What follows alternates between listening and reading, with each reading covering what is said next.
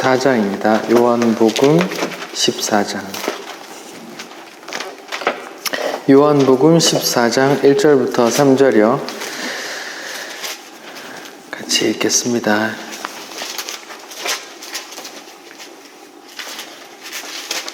요한복음 14장 1절부터 3절까지만 우리 같이 읽겠습니다. 시작. 너희는 마음에 근심하지 말라. 하나님을 믿으니 또 나를 믿으라. 내 아버지 집에 거할 곳이 많도다. 그렇지 않으면 너에게 일렀으리라. 내가 너희를 위하여 거처를 예비하러 가노니 가서 너희를 위하여 거처를 예비하면 내가 다시 와서 너희를 내게로 영접하여 나 있는 곳에 너희도 있게 하리라. 내가 3절까지네요. 네. 제가 말해놓고서 제가 더 나가고 그쵸? 네, 저희는 지금 요한복음 후반부의 영광의 책, 예수님께서 십자가 지시는 그런 영광의 책이라는 부분을 보고 있어요. 지난주에서 서로 사랑하라 라는 새 계명에 대해서 말씀 나눴는데요. 서로 사랑하라는 새 계명은 구약에 주어진 옛 계명인 율법과 비슷한 내용이었어요. 율법을 두 가지로 요약하면 뭐죠? 하나님 사랑, 이웃 사랑. 예, 하나님 사랑, 이웃 사랑인데 앞에 어떤 수식어가 붙죠? 마음을 다하여, 목숨을 다하여, 힘을 다하여, 뜻을 다하여 하나님을 사랑하고 이웃을 어떻게 사랑해요? 내 몸과 같이. 나 자신과 같이 사랑하라 했어요. 이것을 유대인들은 다 지키고 있다고 착각했지만 성경에 비춰보면 다 지킬 수 없는 겁니다. 과연 하나님을 사랑하는 게 내 마음을 다하고 목숨을 다하고 힘을 다하고 뜻을 다해 매 순간 하나님을 사랑하는 게 어떻게 가능하겠습니까? 이웃을 사랑하는데 내 자신과 같이 사랑하는 게 어렵다고 했어요. 이웃이 죽을 위기가 있는데 내 자신과 같이 나였으면 죽지 않았으면 좋겠다 하는 마음으로 내가 대신 죽는 게 어렵다고 했어요. 예. 그냥 다 지킬 수 있다, 지켰다고 착각하지만 지킬 수 없다는 걸 확인하는 거예요. 예, 어떤 사람도 율법을 다 지킬 수 없다는 걸 우리는 이제는 알고 있죠. 그렇게 옛 계명인 율법으로 인해 우리 죄와 불가능함을 발견하게 되는 거죠. 그런 실패 뒤에 예수님께서 새 계명을 주시는데 내용이 비슷해요. 내가 너희를 사랑한 것 같이 서로 사랑하라 라고 말하는 겁니다. 그런데 우리는 새 계명도 우리 힘으로 지킬 수 없다는 걸 알아요. 서로 사랑하는 게 어려우니까. 예수님이 목숨 바쳐 사랑했는데 내가 사랑한 것 같이 사랑하라는 게 어떻게 가능해요? 부부도 어려운데. 그러면 예수님께서 새 계명을 왜 주셨나?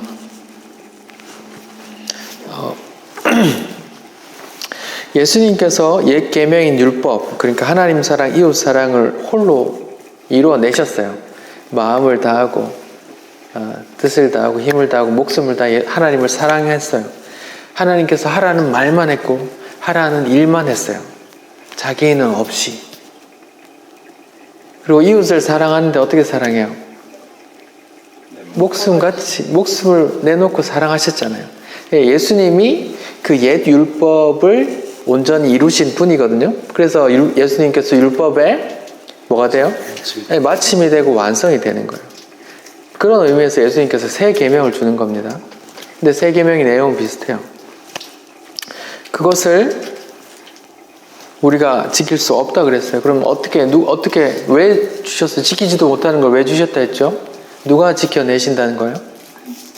성령. 예, 성령의 열매 가운데 9가지 열매 가운데 하나가 첫 번째가 사랑이에요. 사랑. 예, 그 사랑이고 예수님께서 새 계명으로 주는데 서로 사랑하라라고 하는 거예요. 우리 스스로 지킬 수 없고 성령의 열매, 성령께서 성령 받은 자들만 그 무리 속에서 성령의 지배 속에서 이렇게 나오는 그 사랑이 나오게 된단 말이에요. 내가 연기하는 게 아니고, 내가 이 악물고 내가 참아가면서 한 번만 더 참아야지, 한 번만 더 참아야지 하는 게 아니라 성령께서 그냥 내 마음을 지배하셔서 그냥 문득문득 그렇게 사랑을 빚어내신단 말입니다. 그게 성령의 열매이고, 그러니까 사람들이 연기하는 것은 성경이 말하는 사랑이 아니에요. 세 계명의 사랑이 아니고 성령의 열매의 사랑이 아닌 거예요. 오직 성령 받은 사람만, 그 사람들 사이에서만 나오는 게 성령의 열매인 사랑인데, 그래서 너희가 서로 사랑하면 내 제자인 줄 알리라 이렇게 말하는 거예요. 그 사랑이라는 증거 속에서. 물론 우리가 보기에는 그 사람이 연기를 하는지 이 악물고 참아내는지 우리는 알 수 없죠. 근데 그런 사랑이 성령 받은 사람만 나온다는 겁니다. 근데 문제는 뭐예요? 성령이 눈에 보이는 거예요? 안 보이는 거예요? 눈에 보이지 않기 때문에 아무나 성령 받았다고 하고 지금 다 교회에 모이는 거예요. 그럼 어렵죠. 자, 오늘은 주님이 준비하시는 거처에 대해서 말씀 나눌게요. 9번째로 영광의 책 9번째 거처를 예비하시다, 이거에 대해서 좀 살펴보겠습니다. 14장 1절을 보면 이제 예수님께서 말해요. 너희는 마음에 근심하지 말라라고 말해요. 아이들한테 아까 얘기하니까 근심이 뭐예요? 아는 애들이 없더라고요. 걱정이라고 말하니까 알아듣고. 근심이 어려운 말인가 보네. 예수님께서 왜 이런 말씀을 갑자기 했을까요? 그러면 듣고 있는 제자들이 근심을 하고 있다는 말이거든요. 그럼 제자들은 어떤 근심을 하고 있었을까요? 아이고, 내일 카드 대금 받아야 되는데 이런 근심을 하고 있었을까요? 어떤 근심을 하고 있었을까요? 예수가 메시아가 아니면 어떡하지? 네, 비슷합니다. 어떤 근심을 하고 있었냐 하면 예수님이 죽으면 우리는 어쩌나 하는 근심이에요. 다시, 예수님이 죽으면 우리는 어쩌나, 이런 근심이었어요. 예수님이 자꾸 말한단 말이에요. 내가 이제 죽을 거야. 내가 이제 잡혀갈 거야. 내가 이제 죽을 거야. 죽으러 간다. 근데 자꾸 한 번씩 말씀하셨는데 오늘은 분위기가 이상한 거야. 갑자기 밥 먹다 말고 막 허리에 수건 두르고 막 발 씻고, 갑자기 막 내가 어디 가는데 너희는 못 따라올 거야 막 그러고, 너희 중에 누가 날 팔 거야 그러고 막 분위기가 있어야. 그런 분위기 속에서 근심을 하는 거야. 예수님이 진짜 죽는 거 아니야? 없어지는 거 아니야? 예수님이 없어지면 우리는 어쩌지? 배 다 뒤로 하고 가족 다 뒤로 하고 예수님 쫓았는데 예수님이 없어지면 우리는 닭 쫓던 개잖아요. 개가 되는 거잖아요. 이 무리들은 예수님이 예루살렘으로 들어올 때 그 사람들이 환영하는 걸 봤잖아요. 유대 절기에 10만이 넘는 사람들이 다 모였는데 100만이 가까운 사람들이 모여서 예수님이 예루살렘 입성하실 때 당나귀 타고 입성하는데 사람들이 호산나 다윗의 자손 예수여 하고 종려 가진 나무를 들고 이렇게 막 환영하는 걸 봤단 말이에요. 그런 걸 보는 제자들이 어떤 생각을 했을까요? 이제 예수님이 예루살렘에 입성하면 이제 곧 예수님이 왕이 되고 이제 새로운 강한 나라를 세우고 로마를 몰아내고 이제 부유하고 강한 나라를 세우면 이제 나도 한 자리 하겠구나라는 기대를 갖고 있었단 말이에요. 왜? 눈에 보이니까 사람들이 막 열렬히 외쳤단 말이에요. 우리 한국 사회도 그런 사람이 있었거든요. 신익희 선생이라고 아세요? 나중에 한번 찾아보세요. 유력한 대통령 후보였는데 갑자기 죽었어. 온 나라가 그 사람을 대통령으로 뽑을 준비가 됐는데 그 사람이 갑자기 죽었어. 그래서 다른 사람이 이제 되는 건데, 아무튼 그런 상황, 예수님이 왕이 되는 게 당연시되는 그런 느낌이었는데 예수님 자꾸 죽는다고 말하고 오늘 분위기가 이상해. 자꾸 죽는다 그러고 막 서로 내가 가면 이제 너희끼리 서로 사랑해야 돼 하고 막 분위기가 몰아가는 거예요. 그러니까 이상한 근심을 하기 시작한 거예요. 그 근심이 저 멀리 있다가 이제 실감하는 거죠. 그래서 근심하기 시작하는 거예요. 예수님이 죽으면 우리는 어쩌지 하는 근심이 생겼단 말이에요. 사람들이 이런 생각을 하지 않았을까요? 눈에 보이는 지도자가 있어도 이렇게 마음이 가끔씩 흔들리고 말씀도 잘 못 알아듣고 한데, 눈에 보이는 지도자가 사라지면 우리는 어쩌나 이런 생각을 한단 말이에요. 아니면 이런 생각도 하겠죠. 예수라는 사기꾼에게 내가 속았나? 라는 생각하지 않겠어요? 그런 근심이 쌓여 있는 겁니다. 그런 상황 속에서 예수님이 제자들에게 하는 말이에요. 근심하지 말아라. 너희 사기꾼한테 당한 거 아니야. 너희 속은 거 아니야. 이렇게 말하는 거예요. 너희는 근심하지 말라 하면서 하시는 말씀이 뭐예요? 하나님을 믿으니 또 나를 믿으라 라고 얘기해요. 유대인에게 가장 근본되는 게 있다면 하나님에 대한, 유일신에 대한 신앙이거든요. 태어나면서부터 그걸 강요받아요. 유일신, 창조자, 하나님 경외하는 것, 율법 이런 거에 대해서 태어나면서부터 세뇌당하기 때문에 가장 흔들 수 없는 유대인에게 가장 뿌리 깊은 기둥은 유일신 여호와에 대한 신앙이란 말이에요. 그러니까 너희 그 흔들림, 근심하지 말라라는 상황 말씀하시면서 가장 굳건한 그 기둥을 던져주시는 거예요. 너희가 하나님을 믿지? 하나님 믿으니까 그 하나님 믿는 믿음으로 날 믿어. 이렇게 말해요. 내가 했던 말 다 사실이니까 날 믿어 하는 말이에요. 그리고 하시는 말씀이 내 아버지 집에 거할 곳이 많도다. 그렇지 않으면 너희에게 일렀으리라. 내가 너희를 위하여 거처를 예비하러 가노니 가서 너희를 위하여 거처를 예비하면 내가 다시 와서 너희를 내게로 영접하여 나 있는 곳에 너희도 있게 하리라. 이렇게 나와요. 그래서 아주 중요한, 예수님께서 거처를 예비한다는 그런 개념이 나와요. 이 부분을 영어 성경으로 보니까 요한복음 14장 2절에 In my father's house, 내 아버지 집에는 are many mansions. 킹 제임스 버전이요. In my father's house are many mansions. 맨션, 빌라가 많대. 이렇게 번역했어요. NIV에는 이렇게 번역했어요. In my father's house are many rooms. 방이 많아. 그리고 내가 I go to prepare a place for you. 내가 지금 준비하려고 해. place. 너를 위해서 place, 어떤 공간을, 장소를 준비한다고 번역해놨어요. NIV에도 똑같이 해놨고요. 그러니까 장소적인 개념으로 영어는 번역을 했어요. 물론 장소적인 개념이 있는 것 맞죠? 우리가 이제 요한계시록에서 알 수 있는 하나님 나라, 새하늘과 새 땅, 주님께서 우리가 죽으면 또 주님께서 다시 오시면 우리를 인도하실 하나님의 나라라는 공간적인 개념, 우리가 생각하는 그 전통적인 천국의 개념이 있단 말이에요.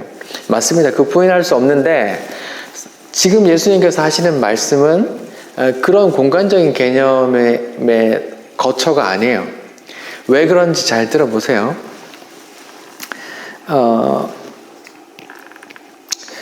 예수님께서 이런 말씀도 하셨거든요. 누가복음 17장 21절에 이런 말씀도 하셨어요. 하나님의 나라는 너희 안에 있다, 이렇게 말해요. 하나님의 나라는 너희 안에 있어 라고 말했거든요. 그러면 그 공간적인 개념이 딱 맞아떨어지는 거예요, 아니에요? 예수님이 말씀하시는 것과 좀 거리가 있어요. 우리가 생각하는 공간적인 플레이스와는. 죽어서 가는 어떤 곳이라는 개념이 아니라 예수님은 우리 안에 천국이 있다, 이런 말씀도 했단 말이에요. 그러면 어떤 우리가 생각하는 그런 플레이스라는 개념이 아닐 수 있는 거예요. 이걸 김천수 목사님이나 다른 목사님들은 통치의 개념으로 본다고 했어요. 하나님의 통치가 임한 곳에 하나님 나라다 이렇게 해석하기도 해요. 자, 그러면 이렇게 만약에 어떤 플레이스, 장소적인 개념, 맨션이나 뭐 룸즈나 이런 개념으로만 본다면 어떻게 해석할 수 있어요? 하나님의 나라가 완성되지 않았어. 그래서 예수님이 지금 노가다 뛰러 간다는 말이잖아요. 집 짓기 위해서 막노동을 하시러 간다는 말이거든요. 하나님의 나라가 꼭 예수님이 이렇게 막노동해야 지어지는 나라예요? 말씀으로 지을 수 없나요? 쓸 수 있어요. 예, 그러니까 그런 어떤 공간적인 맨션이나 빌라나 아파트나 궁전이나 보석 박힌 궁전이나 그런 개념에서 잠깐 벗어나서 제 얘기를 들어보십시오. 성경 전체에서 거처라는 개념을 이해하셔야 되거든요. 하나님께서 거처 삼으시는 혹은 무엇이 우리의 거처된다. 우리의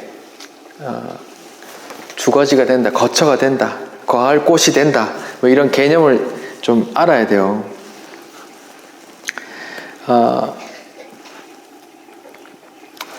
창세기에 보면 하나님께서 천지를 창조하죠. 첫째 날, 둘째 날, 셋째 날, 여섯째 날 사람까지 다 완성해요. 그리고 일곱째 날에 뭐 하세요? 쉬시죠. 예, 쉬시죠. 안식하시죠. 누구와 함께? 자기가 창조한 인간, 내 형상 따라 만든 그 인간과 안식을 누리기 위해서 만들었단 말이에요. 근데 그 안식에서 인간이 나오죠. 마귀의 유혹을 받아 선악과를 따먹으면서 그 안식에서 나와버렸어요. 하나님께서 꿈꾸는 그 안식, 하나님께서 원하셨는데 인간이 벗어났다. 그래서 인간은 그 하나님의 안식에 벗어날 수도 있고 들어올 수도 있다 하는 인본주의의 설교를 하는 게 아니에요. 하나님 뜻에서 하나님은 창세 전부터 새 창조를 염두에 두고 그 완성품을 미리 염두에 두고 이걸 멸할 거라는 걸 계획하고 만드셨다고 제가 말씀을 드렸잖아요. 종말이 창조를 앞선다.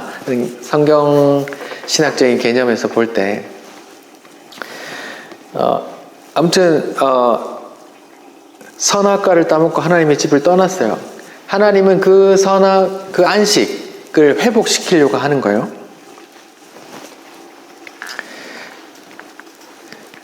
자, 하나님께서 이스라엘이라는 민족에게 어떻게 역사하시는지 봅시다. 이스라엘 민족이 애굽에서 종살이를 400년 동안 했어요. 근데 하나님께서 때가 되어 이스라엘 백성을 애굽에서 빼내오시죠. 네, 그때 모세가 이런 노래를 만들어요. 찾아볼까요? 출애굽기 15장 17절. 출애굽기 15장 17절. 출애굽기 15장 17절 우리 한번 같이 읽어봅시다. 출애굽기 15장 17절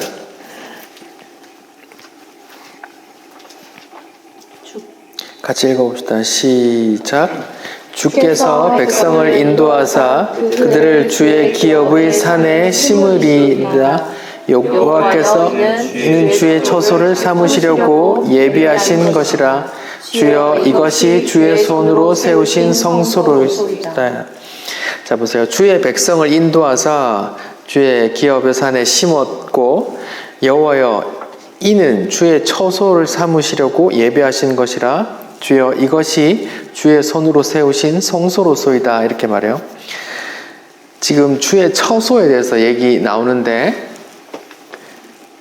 이스라엘 백성을 인도해서 출애굽시킨 이유가 뭐라 그래요? 주께서 주의 처소 삼으시려고 자기 처소 삼으시려고 이스라엘 백성을 끄집어내 왔대요.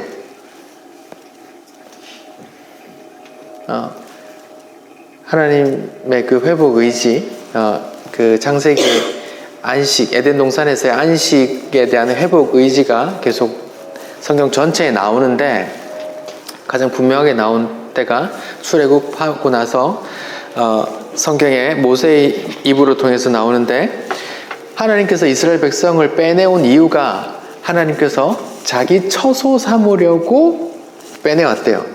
이것은 사람 손으로 지은 게 아니라 하나님께서 지은 성소다 이렇게 말해요.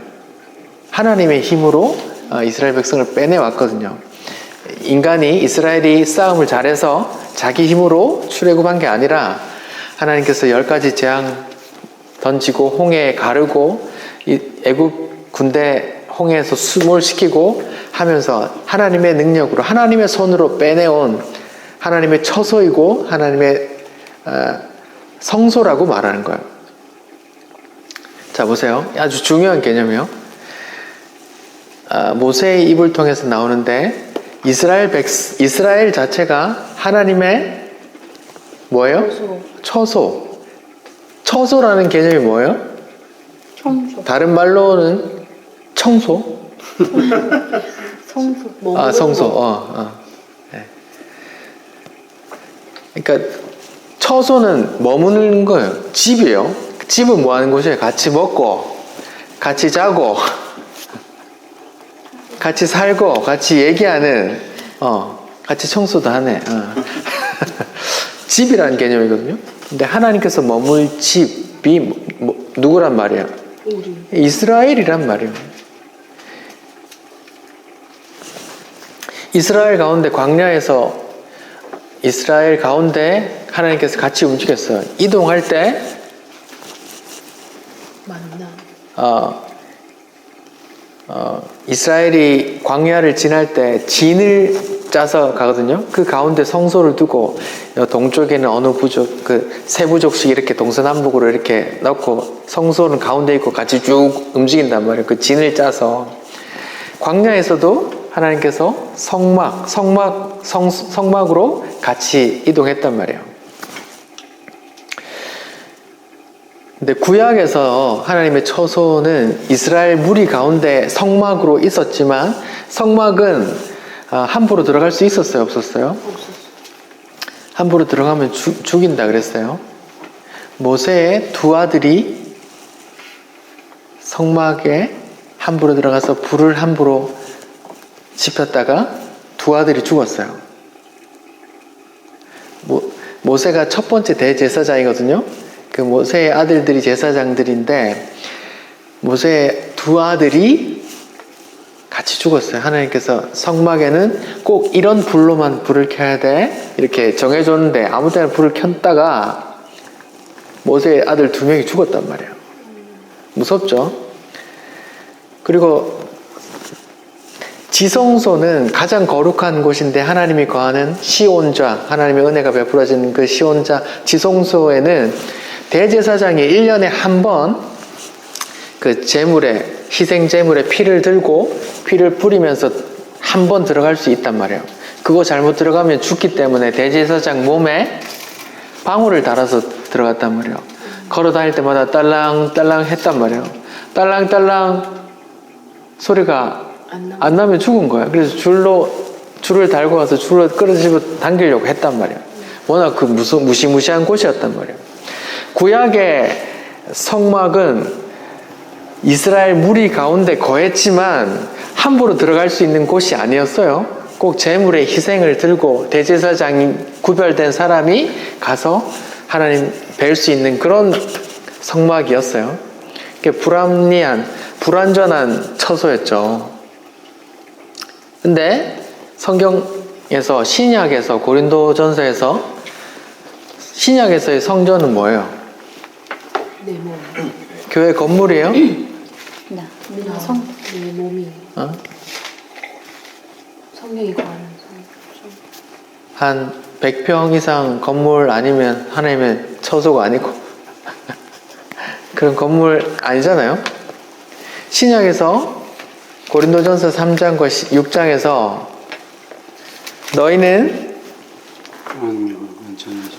너희가 하나님의 성전인 것과 하나님의 성령이 너희 안에 거하시는 줄을 알지 못하느냐 이렇게 말했단 말이에요.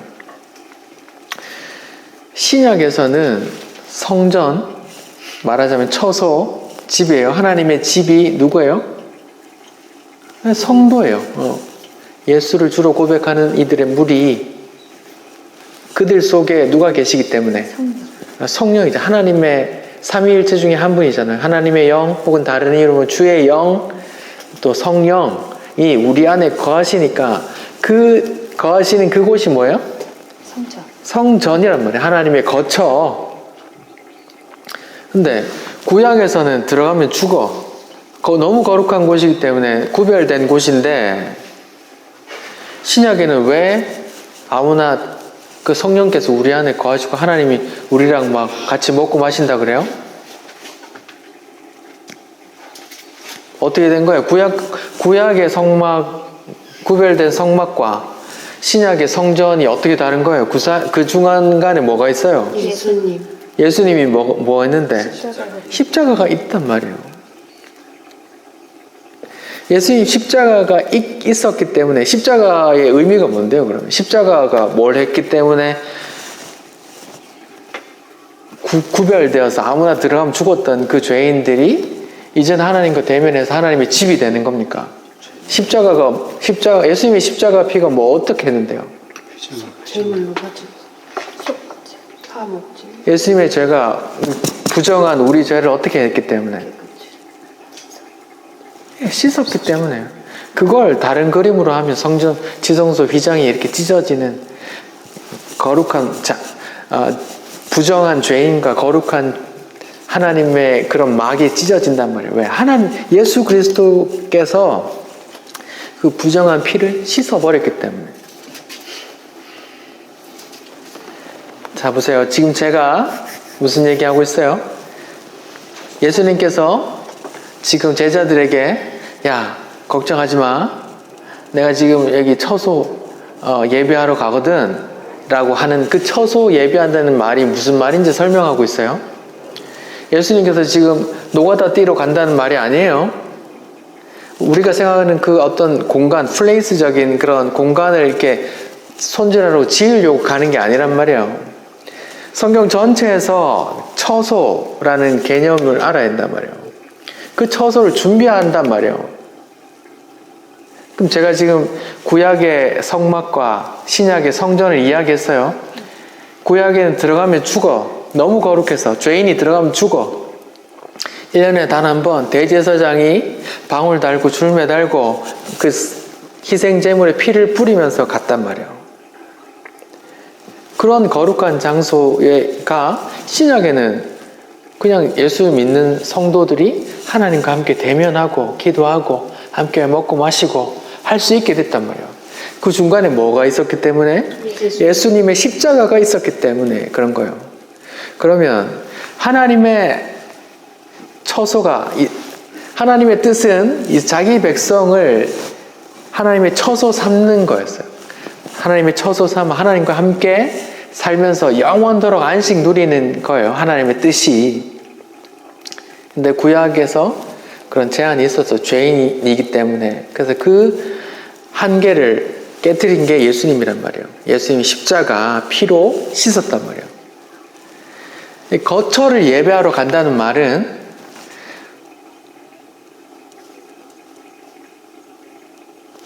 제가 결론부터 말씀드리면, 예수님의 십자가, 내가 이제 십자가 짐으로 너희를 깨끗게 해서 너희를 하나님의 거처로 삼을 거야. 그리고 반대로 하나님이 너희의 거처 되실 거야. 이런 말이에요. 자, 말씀을 좀 찾아봅시다.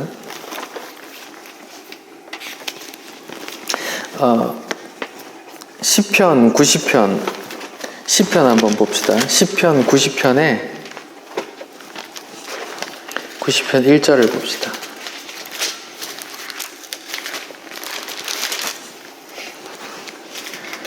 (90편 1절) 같이 읽어봅시다. 시작. 주여, 주는 대대에 우리의 거처가 되셨나이다. 뭐래?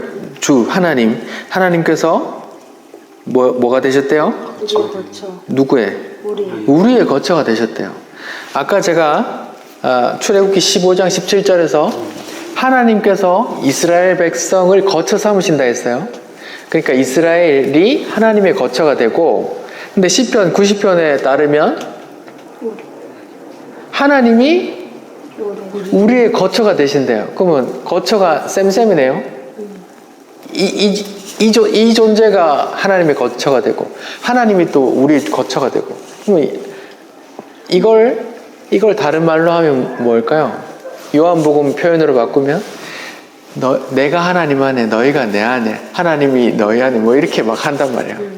그 연합이에요. 그게 거처라는 말, 하나님께서 우리를 거처 삼으시고 또 우리는 하나님이 또 우리의 거처 되신다, 이런 말이에요. 91편 9절에도 똑같은 말이 있거든요. 같이 읽어봅시다. 시작. 네가 말하기를 여호와는 나의 피난처시라고 지존자를 너의 거처 삼았으므로, 이렇게 말하죠. 지존자 하나님을 너의 거처, 하나님 나의 피난처시오, 하나님 나의 거처란 말이에요. 이렇게 고백한단 말이에요. 시편에서. 누가? 시편 기자가.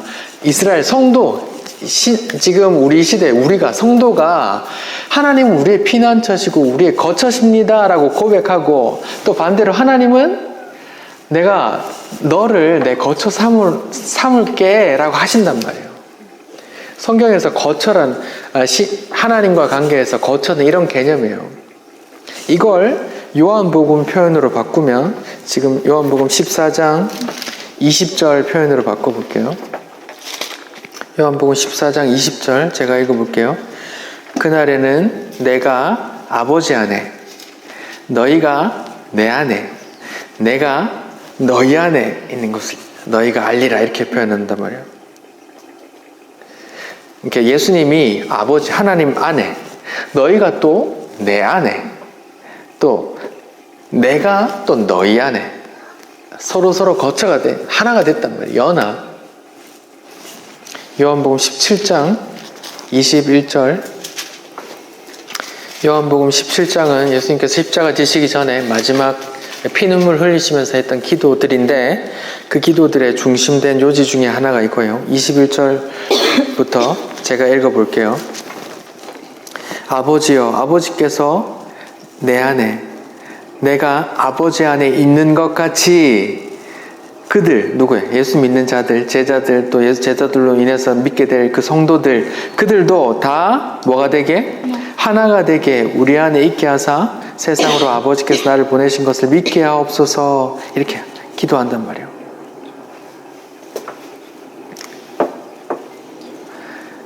아버지여, 아버지께서 내 안에, 내가 아버지 안에 있는 것 같이 그들도 하나가 되고 우리 안에 있게 하사 해주십시오, 이렇게 기도한단 말이에요. 22절. 내가 주신 영광을 내가 그들에게 주었사오니 이는 우리가 하나 된 것 같이, 우리가 하나 된 것 같이 그들도 하나 되게 하려. 예수님이 지금은 하나님과 하나 되어 있는 상태예요. 하나님이 내 안에 있고 내가 하나님 안에 있는 그런 상태인데, 예수님이 지금 마지막에 기도하는데 뭐예요? 저들도 하나님과 우리처럼 하나로 편입시켜 주십시오 라고 기도한단 말이에요. 곧 내가 그들 안에 있고 아버지께서 내 안에 계시고 그들로 온전함을 이루어 하나가 되게 하려 함은 아버지께서 나를 보내신 것과 또 나를 사랑하심 같이 그들도 사랑하신 것을 세상으로 알게 하려 함이로다, 이렇게 한단 말이에요. 그러니까 거처라는 개념이요. 하나님, 성경 전체로 볼 때 하나님은 자기 백성을 자기의 거처 삼아 그들과 함께 영원히 안식하기를 원하시는 게 하나님의 뜻이에요. 하나님께서 우리를 자기의 거처 삼으시고, 그런 상태는 또 반대로 하나님께서 우리의 거처가 되신단 말이에요. 그걸 또 하나라고 하는 거예요. 하나라고. 연합됐다고 표현하고요.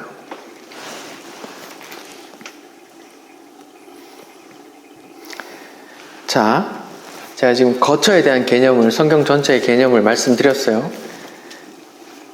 결론은, 거처에 대한 결론은 이거예요. 하나님께서는 자기 백성을 하나님의 거처, 내가 푹 들어가서 거기서 같이 먹고 마시고 같이 안식하기를 원하시는 거고, 그런 상태를 또 그 성도 입장에서는 이렇게 고백해요. 아, 하나님이 나의 피난처시고 나의 거처시구나. 나의 거처시구나.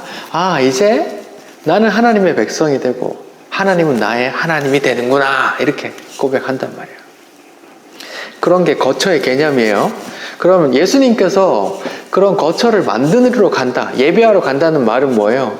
그런 하나님께서 우리를 거처 삼으시는데 막힌 장벽, 뭐예요? 죄. 그 죄를 내가 해결하려고, 내 피로 씻을 거야 라는 그 일을 말하는 거란 말이에요. 내가 거처 예배하러 간다, 내가 맨션 막노동하러 집 지으러 간다가 아니라 하나님의 집 지으려고. 그 집에 장애물이 있거든요. 뭐 죄가, 우리의 죄가. 그럼 거처를 예배하러 간다는 말은 결론적으로 뭐예요? 내가 십자가에서 너희를 대속하여 피 흘려서 너희를 깨끗하게 만들 거야, 이런 말이에요. 그 말씀을 지금 언제 하시는 거예요? 잡히시던 날 밤에, 잡히시기 전에 저녁 먹고 발 닦아주고 세계명 말하고 유다가 간 다음에 그렇게 말하고 있다고요. 거처를 예배하러 간다는 말은 결론은 뭐예요? 내가 십자가로 너희를 하나님의 거처 삼고 또 하나님을 또 너희의 거처 삼을 수 있도록 중간에 막힌 다음 그 죄를 내가 해결할 거야. 내 피로 씻어낼 거야. 이런 말이에요. 그걸 또 구약에 하나님께서 선지자들에게 주셨어요. 그래서 그걸 새 언약이라고 말해요. 에스겔서 36장을 한번 찾아봅시다. 구약의 에스겔서요. 이사야, 예레미야, 에스겔서 36장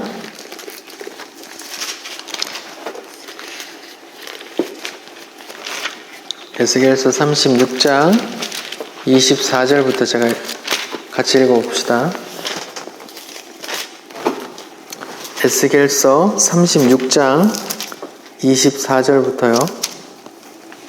같이 한번 읽어봅시다. 시작.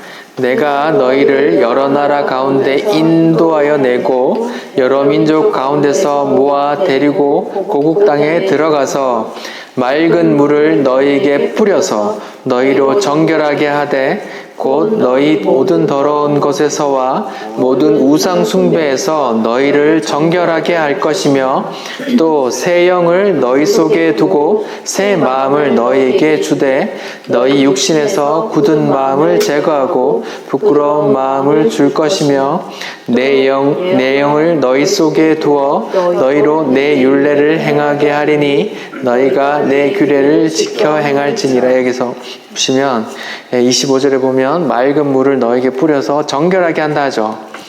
물, 피, 그리고 성령은 하나라 그랬어요. 예수 그리스도의 십자가를 증거하는 거예요. 맑은 물을 너에게 뿌려. 맑은 진짜 깨끗한 물을 뿌리면 우리 우상 숭배하는 마음이 깨끗해지나요? 그 말 아니에요. 아니잖아요. 그 맑은 물로 너희 마음을 씻을 거야. 너희 죄를 씻어낼 거야. 그 맑은 물이 뭘 말하는데요? 예수의 피, 십자가 피를 말하는 거라고요. 요한 1서에 보면은 물과 피와 성령은 하나라. 예수 그리스도를 증거하는 거라 나온단 말이에요.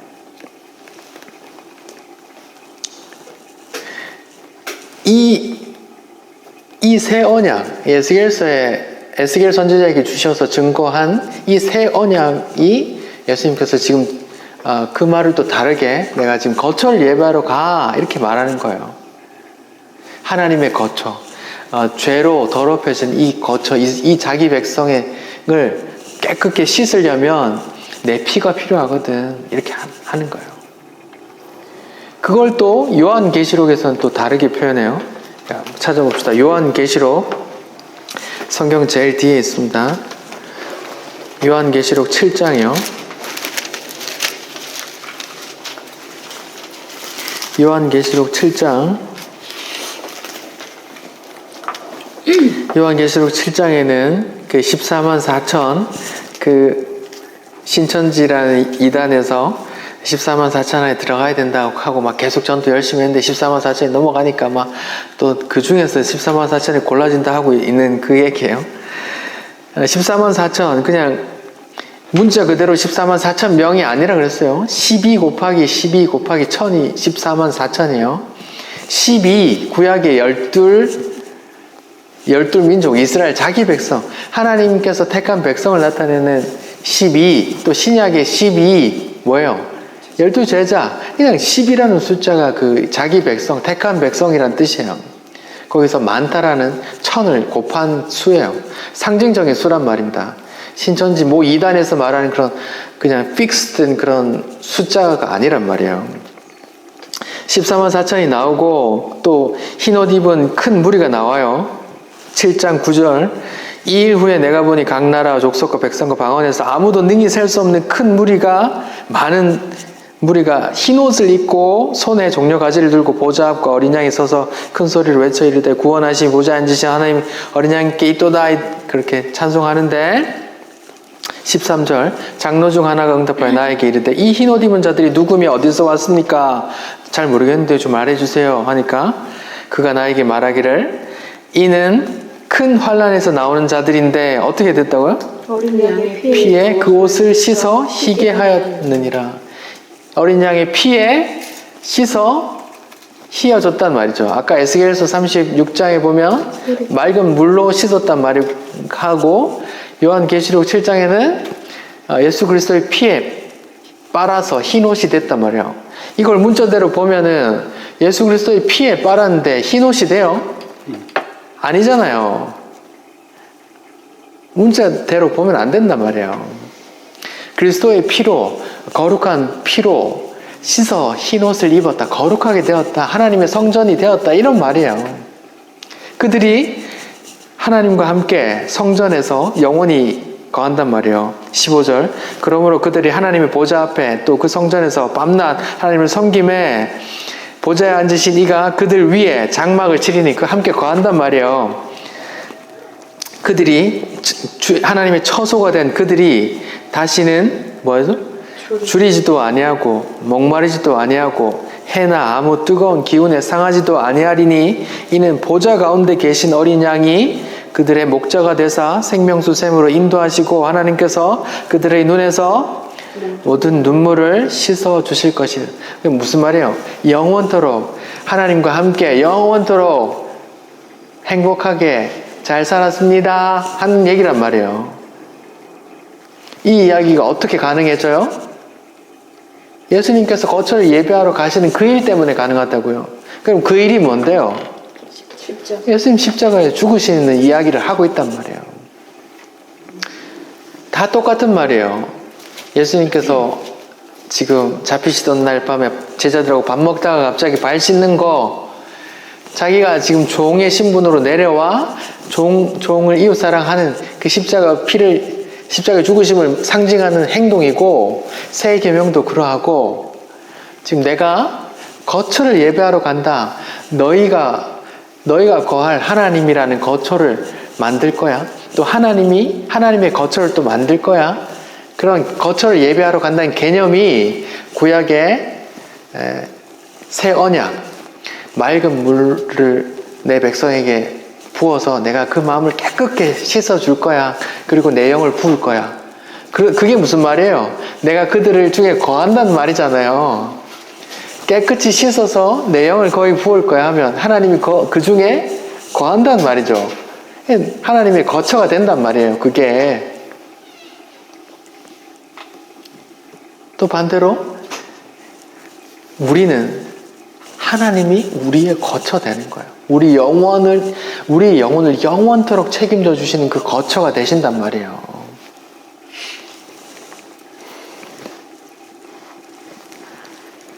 자, 그러니까 이걸 문자대로 요한복음 14장에 예수님께서 지금 내가 거처를 예배하러 가, 맨션 지으러 가, 예수님께서 무슨 그 집 짓는 막노동하러 가시는 게 아니란 말입니다. 하나님 나라, 하나님이란 하나님 집이 그런 막노동을 해야 지어지는 게 아니라 예수님이 뭘 해야 지어지는 거예요? 예수님이 십자가 지셔야 지어지는 그 집을 말하는 거란 말이에요. 내가 거처를 예배하러 가. 너희가 거할 하나님이라는 거처, 또 하나님이 거할 너희라는 거처를 내가 지으러 가. 어떻게? 십자가에 죽어서 내 피로 너희를 깨끗하게 만들 거야. 구약에서는 맑은 물로 너희를 씻을 거야. 요한계시록에서는 예수 그리스도의 피로 빨아 거룩해진 흰 옷을 입은 무리들로 만들 거야. 이런 말이란 말이에요. 자, 어떠세요? 다 연결되세요? 성경 전체가? 이렇게 성경 전체적으로 이해하는 걸 지금 성경 신학적인 설교를 이렇게 하는 거예요. 그냥 이런 부분만 설교하는 게 아니라 성경 신학적인 관점에서 창세기부터 요한계시록의 전 관점에서 거처는 무엇이고 거처는 누가 되고 하나님의 거처는 누가 되는 거고 또 우리의 하나님의 자기 백성의 거처는 또 왜 하나님이 되는지 또 구약의 성막은 이스라엘 가운데 있었지만 왜 그렇게 무시무시한 거룩한 곳이었고 들어가면 막 다 죽여버리는 그 거룩한 곳이었는데 어떻게 신약에서는 성도를 다 그냥 하나님의 거처, 영이 거하는 거처로 되었다고 하느냐? 그럼 구약과 신약의 그 거처, 하나님의 거처 사이, 그 구약 신약 사이에 도대체 무슨 일이 있었는데 예수 그리스도의 십자가가 있었단 말이에요. 그러니까 예수님이 지금 거처를 예배하러 간다는 말은 내가 지금 곧 십자가로 죽을 거야. 너희 십자가에 피 흘려 너희를 깨끗하게 만들어서 너희를 하나님의 거처 삼을 거야. 또 하나님이 너희의 거처 되도록 할 거야. 그래서 영원토록 하나님과 짝짝꿍하고 영원히 행복하게 눈물 없이 영원히 행복하게 안식으로 누릴 거야 라는 말을 하고 계신 거란 말이에요. 이거를 성경 전체를 보지 않으면 이런 메시지를 어떻게 알 거예요? 거처를 예배하러 간다고 하면 하나님이 지금 천국에 가서 노가다 하러 가나 이렇게 생각할 수 있단 말이에요. 그런 거 아니잖아요. 하나님 말씀으로 다 지을 수 있잖아요. 근데 예수 그리스도께서 해야 되는 그 일이 있단 말이에요. 예수님께서만 감당해야 되는 그 일이 있단 말이에요. 꼭 예수님만 할 수 있는, 예배할 수 있는 그 일이 있단 말이에요. 거처를 만드는 일 속에 그 일이 십자가 죽으심이고, 그걸 또 다른 본문에서는 예수 그리스도께서 성전에 무슨 돌이 되었다 그래요? 모퉁이 돌이 되었다고 하는 거예요. 예수 그리스도로 주의 하나님의 성전이 지어지기 때문에 어떻게 깨끗하게 씻겨져서 다 연결이 되세요? 네. 네. 영광의 책 9번째 거처를 예배하러 가시다에 대한 말씀이고요. 여러분 근심하지 마십시오. 여러분 삶 가운데 어떤 근심이 있는지 모르겠어요. 다만 그 근심 가운데 세상적인 근심 말고 하나님에 대한 근심이었으면 좋겠어요. 내가 죽으면 어떻게 되지? 이 제자들처럼 예수께서 죽으면 어떡하지? 내가 속은 거면 어떡하지? 라는 그 근심이었으면 좋겠어요. 그 근심이 나를 구원에 이르게 하거든요. 근데 세상 근심은 나를 파멸로 이끈단 말이에요. 한번 찾아봅시다. 고린도전서에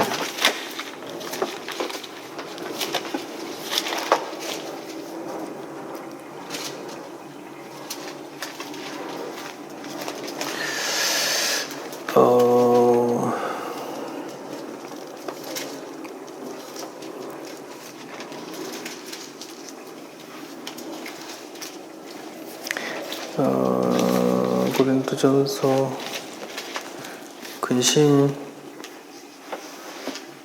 고린도후서 7장이요. 고린도후서 7장 9절 10절 읽어봅시다. 고린도후서 7장 9절 10절 시작. 내가 지금 기뻐함은 너희로 근심하게 한 까닭이 아니요 도리어 너희가 근심함으로 회개함에 이른 까닭이라. 너희가 하나님의 뜻대로 근심하게 된 것은 우리에게 아무 해도 받지 않게 하려 함이라. 하나님의 뜻대로 하는 근심은 후회할 것이 없는 구원에 이르게 하는 회개에 이르게 하는 것이요 세상 근심은 사망을 이루는 것이라. 지금 고린도 후서에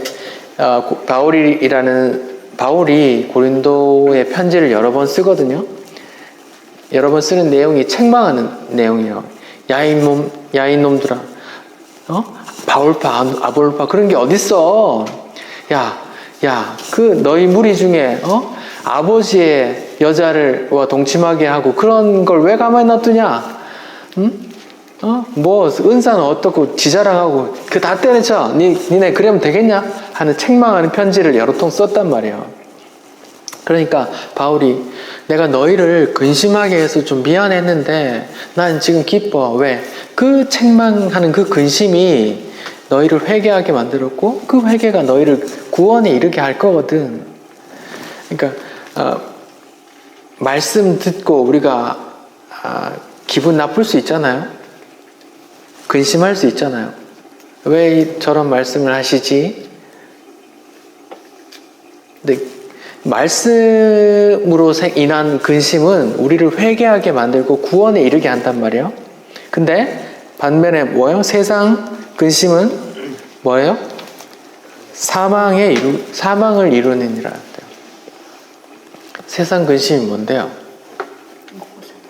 먹고 사는 거예요. 먹고 사는 거.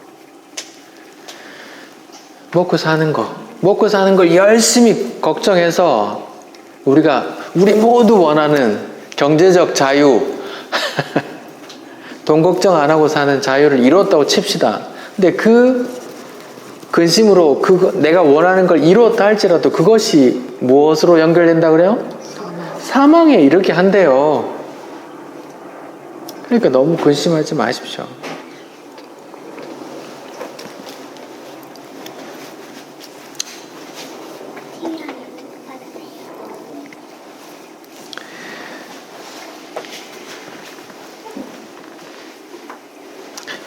우리 디모데전서 한번 찾아봅시다. 디모데전서 6장이요.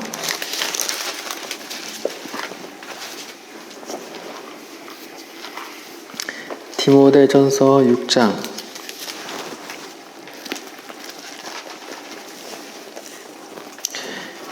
같이 한번 읽어봅시다. 디모데전서 6장 6절부터 같이 읽어봅시다. 시작. 그러나 자족하는 마음이 있으면 경건은 큰 유익이 있느니라. 우리가 세상에 아무것도 가지고 온 것이 없음에 또한 아무것도 가지고 가지 못하리니 우리가 먹을 것과 입을 것이 있은즉 족한 줄로 알 것이니라. 부하려 하는 자들은 시험과 올무와 여러 가지 어리석고 해로운 욕심에 떨어지나니 곧 사람으로 파멸과 멸망에 빠지게 하는 것이라. 돈을 사랑함이 일만하게 뿌리가 되나니 이것을 탐내는 자들은 미혹을 받아 믿음에서 떠나 많은 근심으로서 자기를 찔렀도다. 자, 여기서도 똑같이 말하죠. 부하려 하는 자들아. 부하려 하는 자들 다 부하려 하잖아요. 부하려. 이 시대 유튜브의 최고 컨텐츠는 뭐예요? 부자되기잖아요. 경제적 자유를 무슨 경제적 자유, 뭐 어려운 말인데 그냥 부자가 되어서 돈 걱정 안 하고 살 수 있을 만큼 부자가 되고 싶다 이 말이에요. 그렇게 하려면 어떻게 하느냐 만든 거예요. 부자 되려면 어떻게 해야 돼요? 불로소득을 만들어야 돼요. 불로소득을. 불로소득이 뭔데요? 일 안 하고. 예, 일 안 하고 소득을. 내가 자는 동안에도 날 위해 일해줄 수 있는 사람을 만들고 날 위해 돈을 주는 사람을 만든단 말이에요. 집을 다 역세권의 집을 다 사들여가지고 다 월세를 만들어서 이제 막 사회생활하는 10대, 20대 사회초년생들한테 다 월세 받아 먹겠다는 소리잖아요. 그렇게 해서 경제적 자유를 얻으면 어떻게 된다고 하는 거예요? 시험과 올무와 여러 가지 해로운 욕심에 떨어져서 파멸과 멸망에 이른대요. 이런 말이 성경에 있는 거 알까요? 경제적 자유를 원하는 수많은 크리스천들이 이런 말씀을 알까요?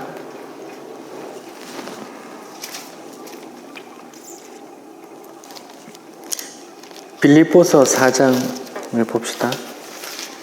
빌립보서 4장 6절이요. 6절 7절 읽겠습니다. 빌립보서 4장 6절 7절 같이 읽을게요. 시작. 아무것도 근심하지 말고 다만 모든 일에 기도와 간구로 너희 구할 것을 감사함으로 하나님께 아뢰라. 그리하면 모든 지각에 뛰어난 하나님의 평강이 그리스도 예수 안에서 너희 마음과 생각을 지키시리라. 보세요. 근심하지 말고 뭐 하래요? 기도하래요. 근심하지 말고 기도하래요. 누구에게? 하나님께. 기도하면 어떻게 된대요? 7절. 기도하면 하나님께서 다 해결해 준대요. 네가 원하는 대로 다 들어줄게 라고 써 있어요. 하나님의 평강이 우리 마음을 지켜준대요. 우리 이 땅을 살아가면서 근심 많잖아요. 뭐 경제적인 근심, 내 질병적인 근심, 또 사람 관계적인 근심, 염려 많잖아요. 많은데 기도하래요. 기도하래요. 기도하면 뭐가? 하나님의 평강이 우리 마음과 생각을 지킨대요. 하나님께서 우리 마음을 붙드셔서 그 어떤 상황에도 흔들리지 않고 이겨나갈 수 있도록 또 때로는 그걸 다 견딜 수 있도록 만들어 주신다니까요. 내가 사막의 음침한 골짜기로 다닐지라도 하나님께서 함께 하심을 알고 내가 죽어도 그 천국이 보장되어 있음을 알고 그렇게 사막의 음침한 골짜기도 지나고 죽음의 골짜기도 지나고 배신의 골짜기도 지나고 사람한테 그런 망신을 당하는 그런 부끄러움의 골짜기를 지날지라도 하나님의 평강이 우리 마음을 지켜서 어떤 상황에서도 우리를 지켜주신다고요. 근심하지 말고 기도하십시오. 그러면 하나님께서 지켜주시고 또 근심하라고 요한복음 14장 오늘 본문에서는 뭐라고 그래요? 근심하지 말래요. 왜요? 예수님께서 내가 하나님의 거처 되도록 만드신대요. 또 하나님이 우리 거처 되도록 만들어 주신대요. 그 일을 하시기 때문에 근심하지 말래요. 내가 안 보여도 근심하지 마. 너희가 죽을 고통 당해도 근심하지 마. 너희 죽어도 살 거야. 이렇게 말해요. 어떤 상황이 오더라도 근심하지 마시고 기도하시고 주께서 하신 그 복음을 붙드시길 바랍니다. 기도하겠습니다.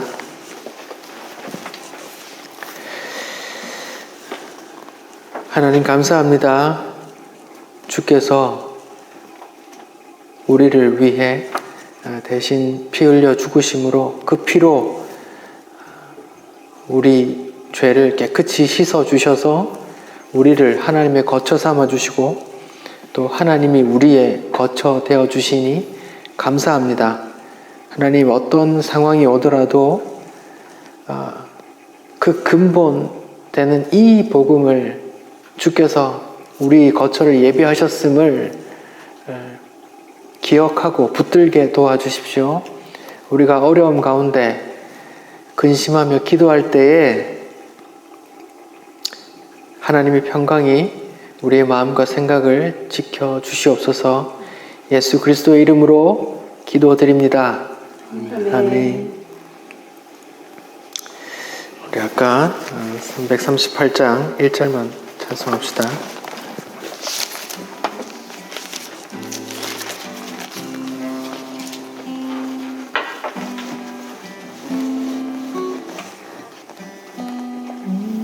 내 주를 가까이 하게 함은 십자가 진 같은 고생이나 내 일생 소원은 늘 찬송하면서 주께 더 나아가기 원합니다. 우리 4절 합시다. 야곱이 잠게요. 야곱이 잠게요